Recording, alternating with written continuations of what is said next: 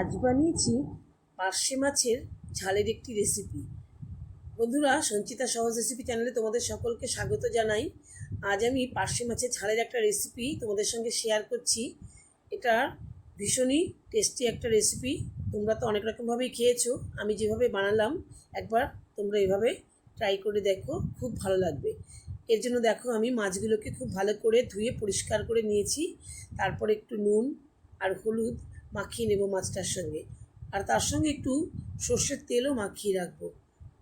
মাছের সঙ্গে একটুখানি তেল মাখিয়ে রাখলে বন্ধুরা, ভাজার সময় কিন্তু মাছটা, যে কোনো মাছই একটু ফাটে কম।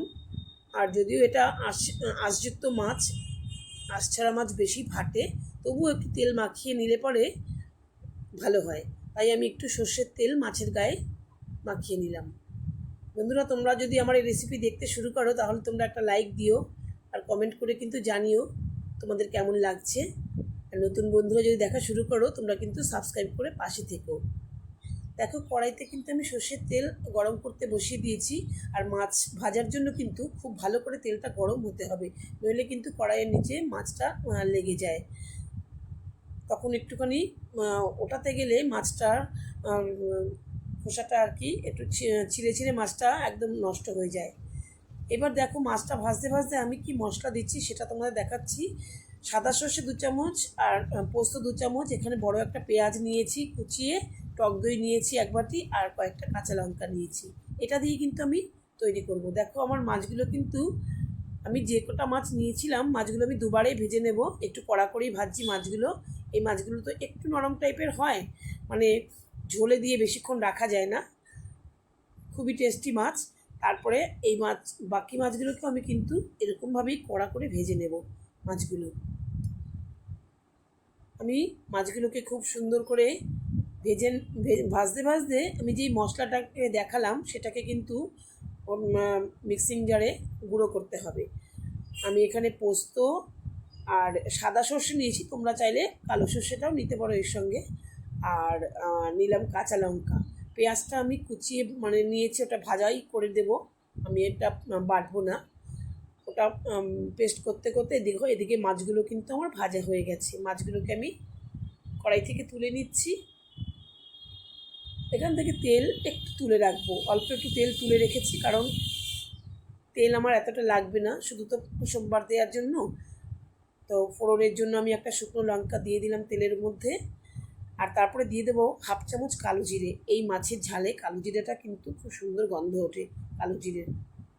তো কালো জিরেটা দিয়ে একটু নেড়ে চেড়ে নিয়ে তারপরে আমি ওই পেঁয়াজটা যে কুচিয়ে রেখেছিলাম, একটা বড় পেঁয়াজ, সেই পেঁয়াজটা ভাজা করতে শুরু করবো। পেঁয়াজটা কিন্তু খুব সুন্দর করে ভাজতে হবে কড়া করে, তাহলেই কিন্তু এই মাছের টেস্টটা পাওয়া যাবে। এবার ভাজতে ভাজতে আমি একটু নুন আর হলুদ এই পেঁয়াজের মধ্যে দিয়ে দিলাম। একেবারেই আমি দিয়ে দিলাম পেঁয়াজের মধ্যে নুন। আর আমি সর্ষে পোস্ত বাটাটা যে দেবো তার সঙ্গে কিন্তু আমি আর নুনটা দেবো না। মোটামুটি যা নুন দিয়েছি তাতে আমার হয়ে যাবে, তোমরা তোমাদের পরিমাণ মতো নুনটা দিয়ে দেবে। এবার আমি ওই সর্ষে পোস্ত বাটা কাঁচা লঙ্কা দিয়ে সেটা আমি এর মধ্যে দিয়ে দিলাম। বন্ধুরা, মিক্সিটা ধুয়ে একটুখানি জল সেটাও দিয়ে দিলাম। আর এবার আমি একটু নাড়াচাড়া করে এটাকে একটু কষিয়ে নেব। খুব বেশিক্ষণ লাগবে না, একটুতেই অল্পতেই তো শুকিয়ে যায়। দেখছো তেলটা ছাড়ছে, সেই অবস্থা ওই বাটির দইটা দিয়ে দিলাম। ছোটো 1 বাটি দই নিয়েছিলাম এখানে, সেই দইটা দিয়েও কিন্তু আমি ভালো করে নাড়াচাড়া করব। বন্ধুরা, দইটা দিয়ে যদি করা যায়, দইটা কিন্তু খুব ভালো পেটের পক্ষে। এখন যেহেতু গরমকাল, রান্নায় দই দিলে খুব ভালো হয়, খেতেও টেস্ট লাগে, আর আমাদের পেটের জন্যও ভালো। আর দিয়ে দিলাম কিন্তু দইয়ের সঙ্গে একটুখানি চিনি, যেহেতু টক দই, তাই একটু ব্যালেন্স করার জন্য আমি অল্প 1/2 চামচ চিনি দিলাম। তোমরা না চাইলে নাও দিতে পারো, তাতে কোনো সমস্যা নেই, টেস্ট কিন্তু ভালোই হবে। এবার আমি পরিমাণ মতো জল দিয়ে দেবো, কারণ এটা কিন্তু আমি খুব বেশি ঝোল করব না, তাই আমি জলটা বুঝেই দেব। কারণ এদিকে সর্ষে পোস্তটা যেহেতু রয়েছে, ঝোলটা কিন্তু টেনে যাবে। এবার এখানে আমি ভাজা মাছগুলোকে দিয়ে দিচ্ছি।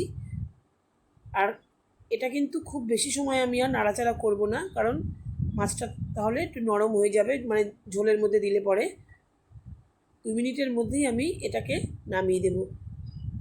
একটু চেরা কাঁচা লঙ্কা দিয়ে দিলাম, আর একটুখানি ধনেপাতা দিয়ে দিলাম। আমার রান্নাটা একদম রেডি।